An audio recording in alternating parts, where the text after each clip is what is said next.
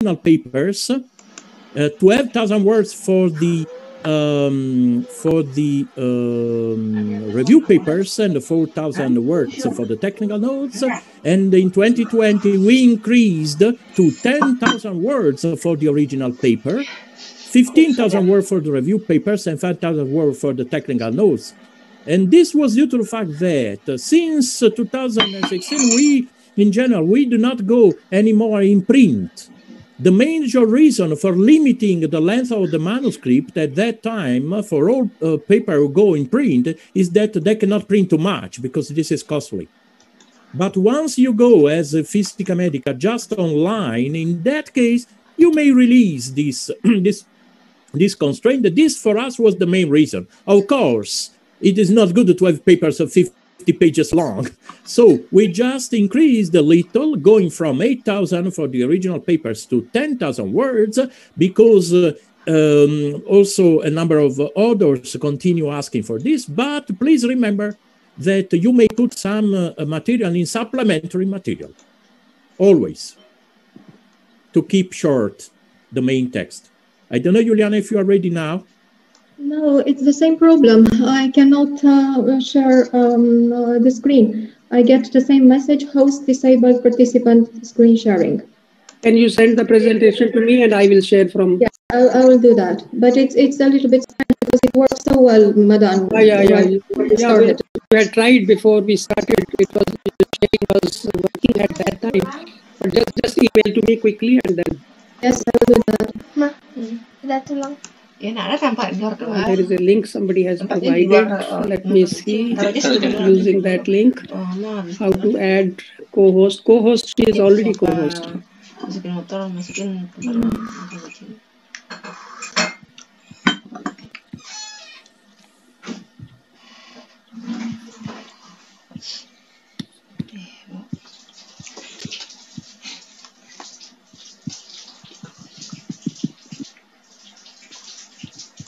Sorry, colleagues, for the interruption. These are rare situations of problems, and we had tested Juliana's sharing was working before we started. So, yes, and it's not the first time I... you have given presentations before also in IUMP webinar. Yeah. So I am refreshing my email to see your mail coming. I still don't get it. In the meantime, Paolo, you can keep on having a watch on the chat box or give some suggestions to the participants. When I get the email from Ileana, I will share myself.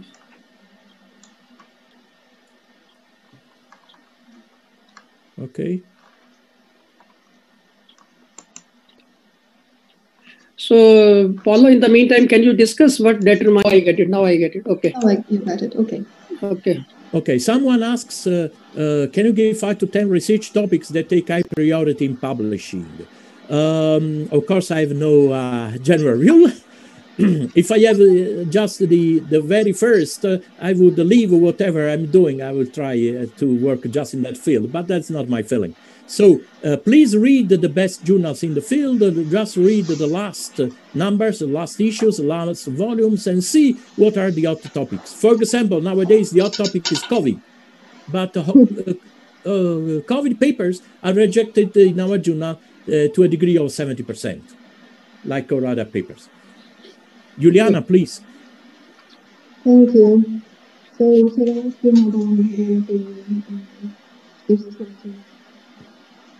Juliana, your sound is not good. Okay, this is a new problem now. Yeah, no, it's okay. Okay. That's good. Is it okay now? Yeah. Okay.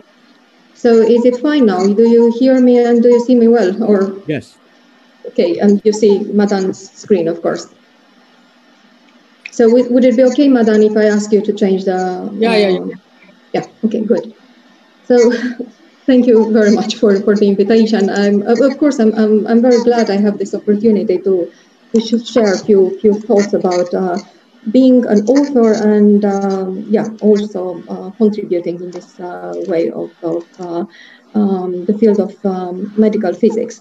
And I will try in my talk today to include three main perspectives from my own experience. The perspective of an author, as an author myself, of several articles in different journals, articles of different types, starting from original scientific articles to review papers to editorials, letters to the editor, some books and book chapters. And I will add to that, of course, the perspective of the reviewer and the perspective of the author. As a reviewer, I had the opportunity to evaluate more than 150 manuscripts from many journals, and I had to list. I tried to list here those that I could track, including the well-known journals in the field of medical physics, but also some other journals of clinical or more diverse character. And as editor, or rather associate editor until now, or member of the editorial board, I have experience with Physica Medica, of course, with a Red Journal and with PMBN medical physics mainly. So if I can have the next slide, Madam, please. So before actually starting to discuss what means being a successful author, I would like to make a statement. To publish should not be regarded as anything but a duty. It's not a choice for a medical physicist, whether the medical physicist is involved in the clinical work or, of course, in research and development. It's almost by default. It is part of the core of our profession, whether we mostly work in the clinic or in academia, and it is not just the means of building up a career in science or improving the CV. Generally, progress and development, it's hardly possible in our times without disseminating the knowledge, which means, of course, sharing the experience, sharing the observations, sharing scientific results. And I remember reading somewhere that the American publisher Gerald Field, a key person behind the popular science journal Scientific American, once said that there is no science without publishing. So without publishing, science is dead. And the role of medical physicists in publishing, it's also explicitly stated by IOMP in its published list of 27 points, summarizing the roles and the responsibilities of medical physicists. And number 25 on that list under research and development, it's preparing, publishing, and presenting scientific papers and reports. And the last one on the list, part of the teaching duties, it's mentoring trainees and then junior staff in medical physics, which to some extent is probably what I'm trying to do right now, referring to the young scientists out there listening to our presentations. I would also like to mention that being involved in reviewing and in editorial work, it's also part of our duties. It's a way of contributing to progress in our profession, and it should not be regarded as an extra burden on our shoulders, carrying already sometimes a too heavy load. Can I have the next slide, please, Madam?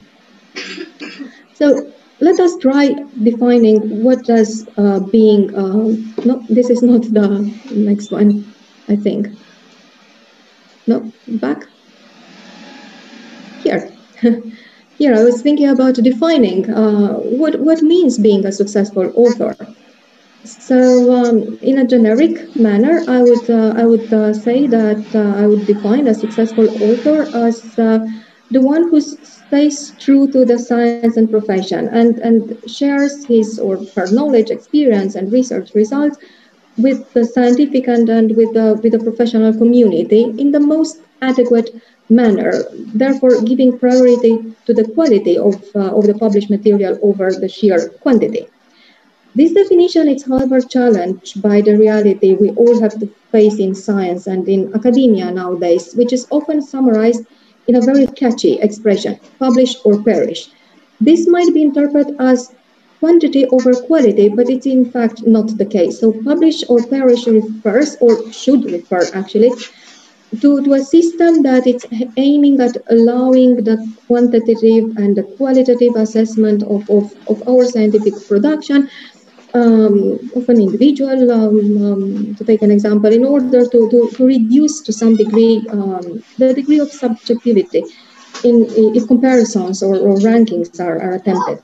So publish and perish, it's therefore parts together with the amount of funding and acquired research grants.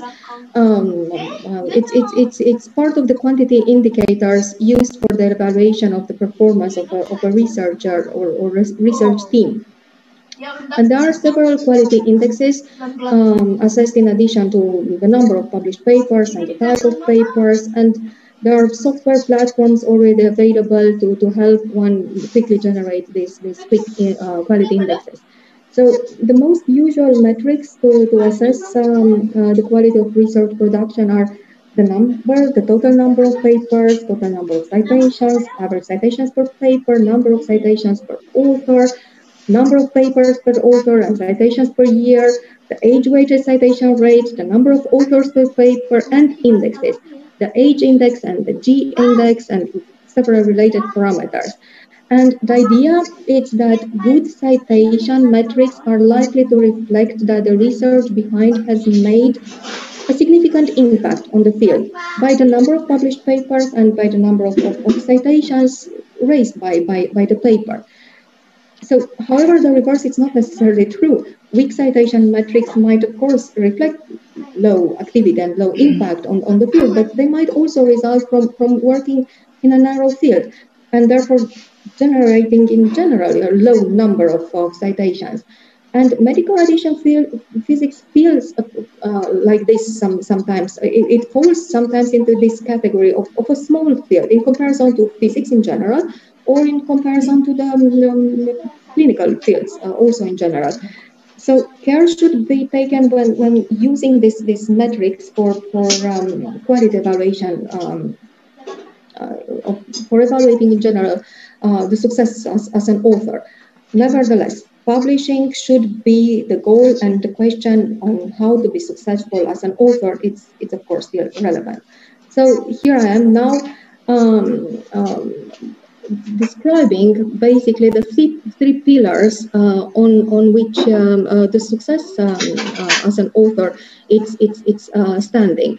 So these pillars are the choice of the journal to submit your work, the choice regarding the type of the article to prepare and then submit, of course, and the high quality of the research behind the work and the actual presentation of the work, hence the quality of the submitted manuscript. So here I have a study, let's say, and I just produced some interesting results that are worth publishing. One of the questions when it comes, that immediately comes to my mind, is where should I submit the paper? And the answer is it's multifolded, especially in our field of medical radiation physics. And why am I saying that? Well, medical radiation physics, it's a complex translational field that deals with radiation physics applied in medicine, in biology, in medical radiation imaging, and so forth, in radiotherapy. And it includes many subdisciplines and topics of more fundamental character, like radiation sources, radiation interactions, or others of applied character, like dosimetry.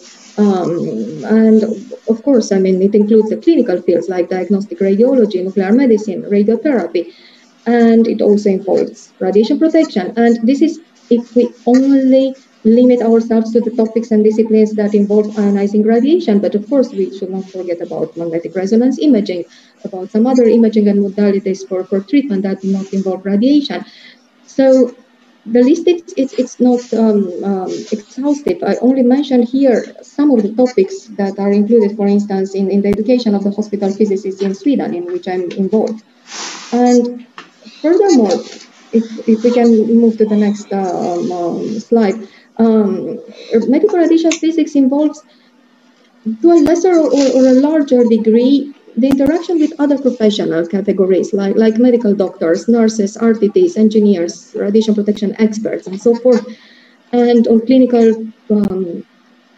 projects and preclinical projects or research projects. Medical physicists are also interacting a lot with radiobiologists.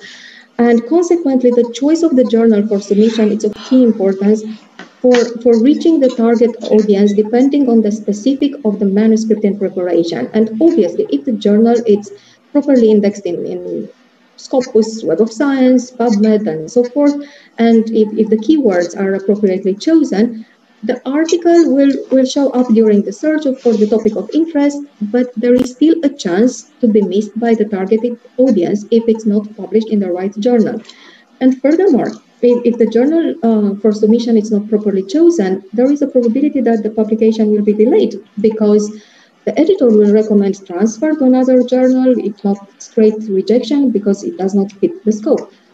So in order to choose the journal, one should think about the target that would like to reach. So are you addressing to a fellow medical physicist researcher? Are you addressing to a clinical hospital physicist? Have you done a study that should be read by the whole medical team there, focusing on one topic? Let's say that you are working on the treatment of the prostate, and you want that to be read by the medical doctors, by the nurses, by your colleagues as well. Or you are working on imaging, let's say, and you want that to reach the neurosurgeons, for instance. Or let's say that you work on a manuscript on robust planning, and you want that manuscript to be primarily read by RTTs. You should choose your journal smartly.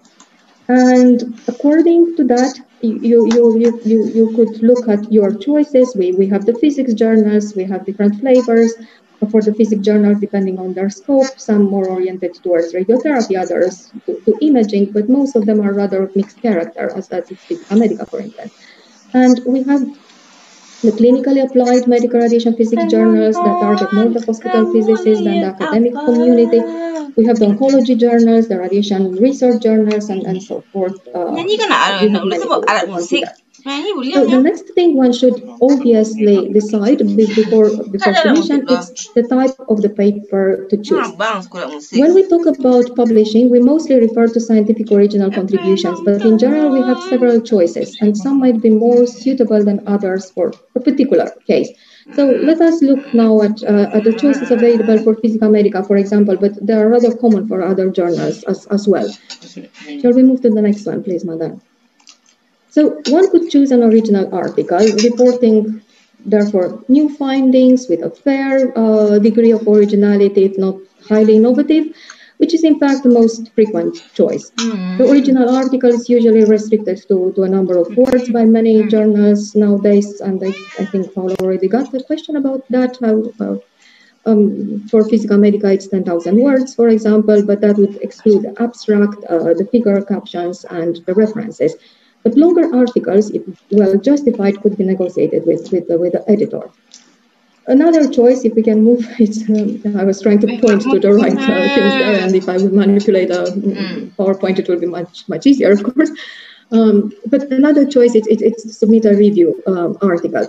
And there is a preconception that a review article should only be submitted as at the invitation of the editor. And this is indeed the case most of the time, but not exclusively. And could a junior scientist write a review article? Well, a review is far from being a simple summary of original papers focused on one topic. And therefore, it requires a certain degree of experience in the field, but a young scientist under close supervision could definitely contribute to a review, and that could be a fantastic opportunity to learn about the topic in question. A review is usually longer than an original paper, of course, 15,000 words for Physica Medica, and it includes many references. They are excluded, though, from the limit of words, and the references should be selected from the scientific literature based on very well-defined, carefully specified criteria in the text. So we have another choice, quite different. We have a technical note. A technical note it should be short and to the point, and could or rather should be chosen when the message is succinct and focus on a technical aspect. For Physica Medica, technical note should not exceed 4,000 words, so it's less than half of an original article. And again, this will exclude the abstract figure captions and references. We can move to the next one now. pointing to the letter to the editor. So let's say, no, back. All right, here. Let's say that, do you have something constructive to say about a recently published paper? Was there a small mistake that you spotted, but not of grammatical or typographical type? Was there an inconsistency that could be misleading to the reader, a formula that might not hold in the context, a debatable interpretation, like let's say, of the results? Well, in that case, you should write a letter to the editor.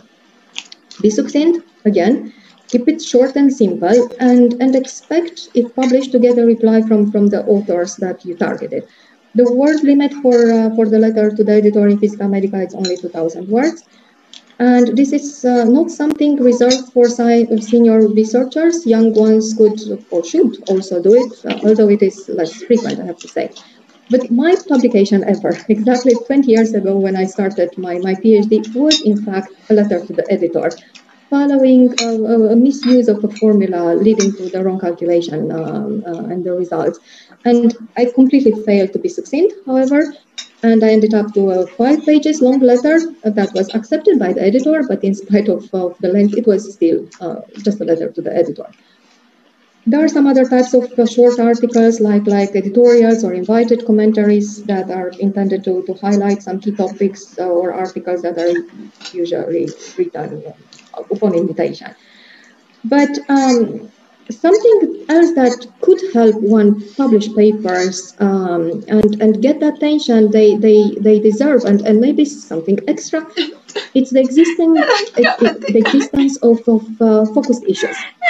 Focused issues on given topics, as in our example here. So currently, Physica Medica has 4 focused issues in preparation: 1 on advances on magnetic resonance imaging, 1 on artificial intelligence and medical physics, 1 on optimization of medical accelerators, and 1 dedicated to the anniversary of 125 years of X-rays.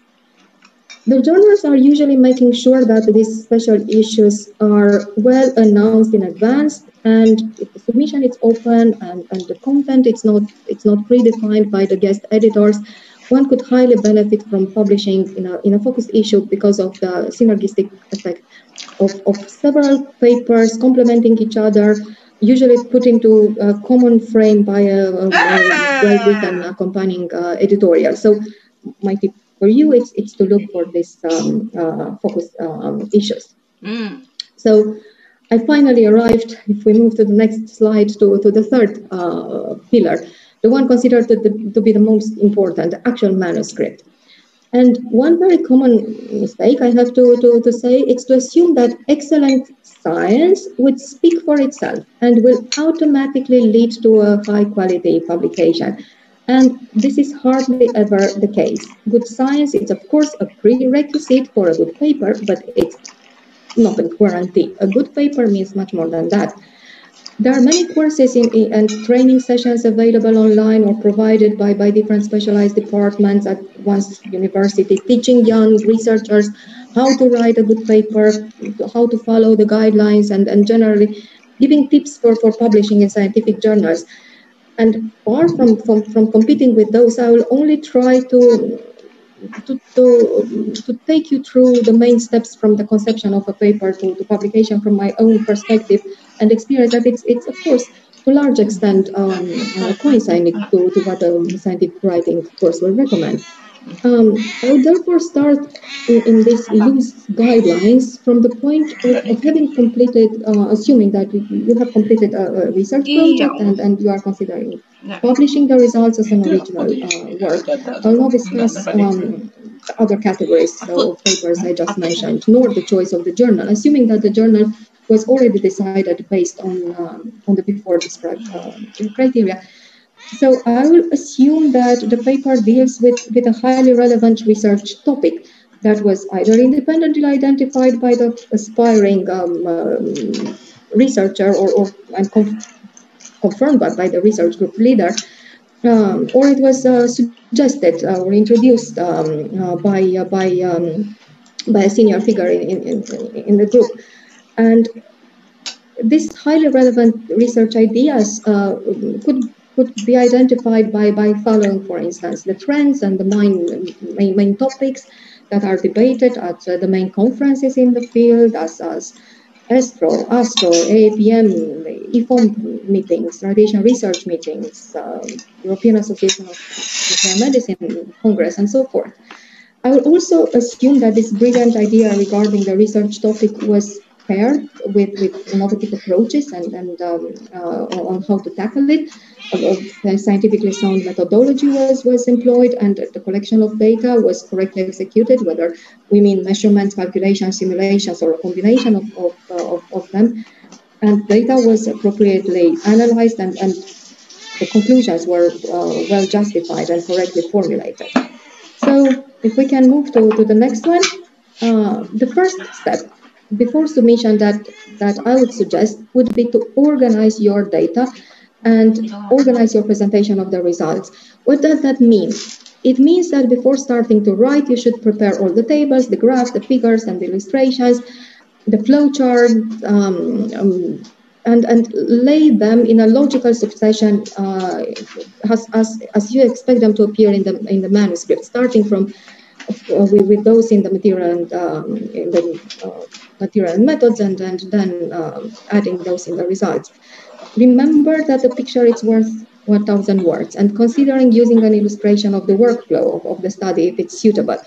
Use this opportunity to put your thoughts in order regarding the content of the manuscript and check for redundancy in the presented material. Avoid duplications. If some information is included in a figure, do not repeat the numbers in a tabulated form, and vice versa. This is one of the most important steps in the conception of a manuscript, so take your time to work on it. It could help you not only organizing the material, but also realizing if you have enough material to publish, or if it's the case to divide the material in two articles, if it's too excessive for one single manuscript. And the clarity of the pictures, of course, it's of key importance there. Make sure that you have chosen the best format for conveying the message. And furthermore, be selective. Excessive material, it's not a good sign of quality of the manuscript, but rather an indicator of failure to select the essential. And also remember that the captions of figures and tables should be self-explanatory. So the second step in the preparation work, it's to organize your references. Obviously, it is assumed that your work was preceded by a solid review of the literature, and the relevant publications of the current piece of work were retained in a database to be included in the manuscript.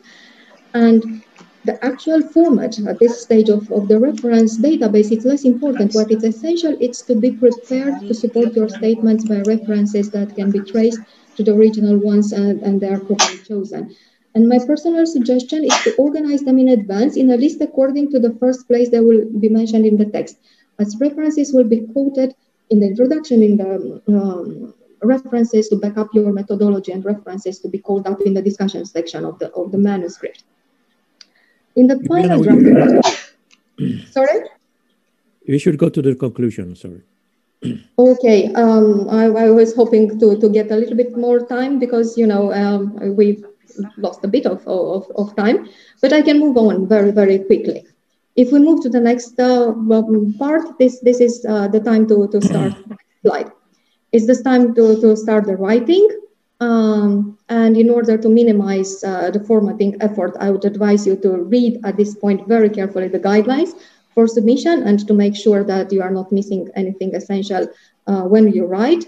Then the next step, it's perhaps the most problematic for all people, and the advice I give to all my students, and I'll try to follow myself. It's to try to write the first draft of the manuscript starting from introduction to conclusions in one single shot. What does it mean? It means that you should find the time and the place to write unperturbed as long as reasonably possible, and do not work on anything in parallel, because in the end of few days, you'll have the complete draft of your manuscript. And of course, there will take many iterations before actually getting the draft that it's going to be submitted. But no matter how many changes you make, the initial train of logical thoughts And the red thread that guided basically your pen during the writing process will be retained, and the manuscript will have a logical flow that will help also the reading. So then I will not go into details because I really have to rush about what the introduction should contain, material, methods, results, and discussions, because this is something that normally you find in these courses for scientific writing.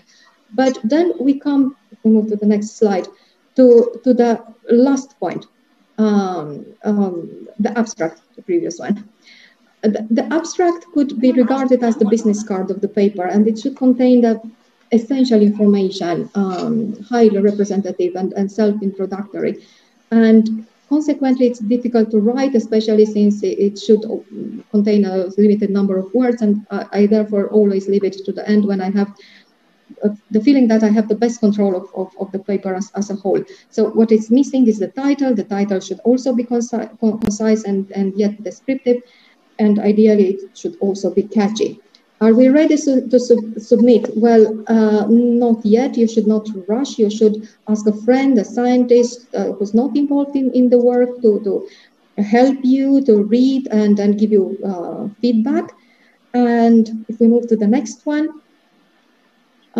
finally submit. And after the submission, consider carefully the suggestions of the reviewers. Even if you don't agree with all of them, address those that you find constructive and then justify thoroughly the ones that you do not choose to address.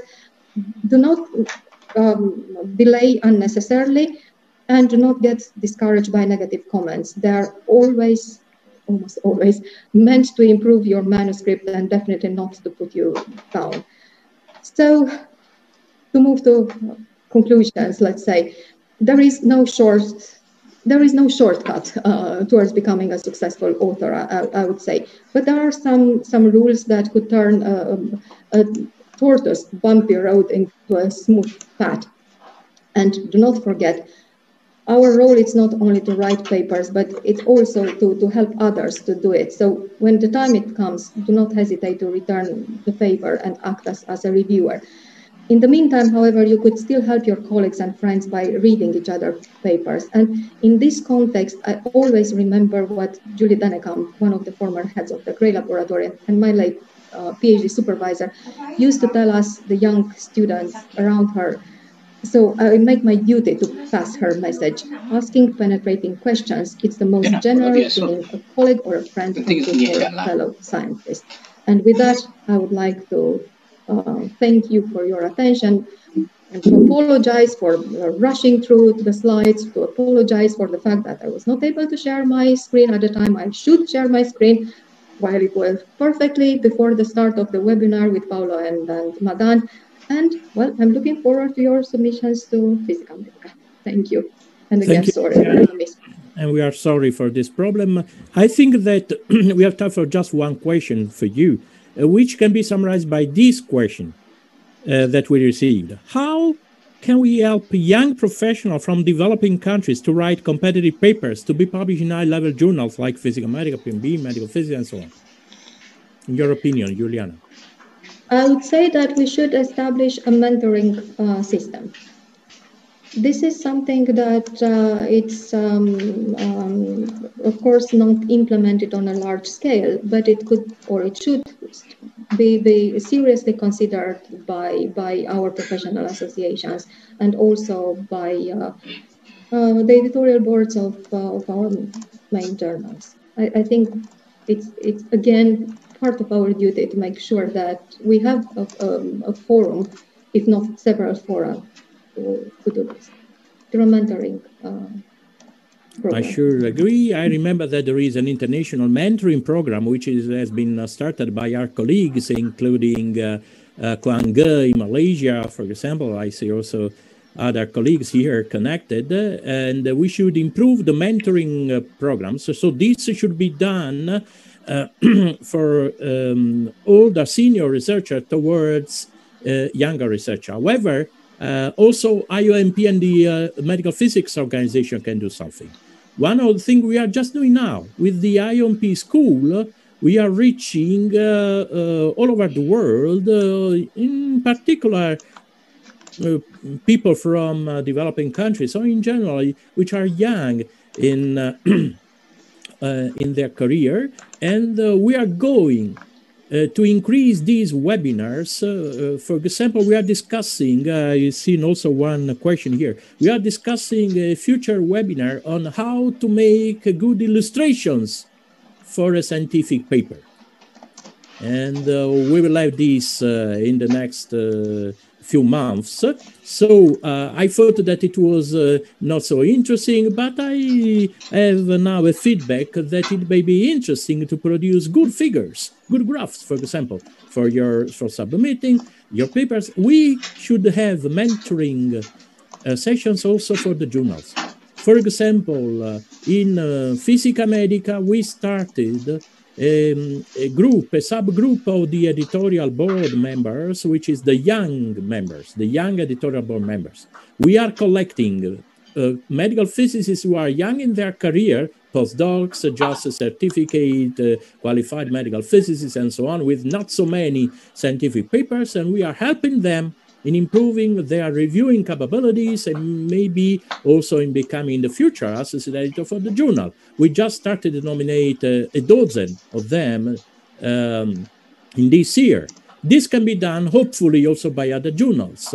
So mentoring program for the scientific writing, and I think that this should be done also by all the organizations, by the people, mainly by the people who has large experience in this.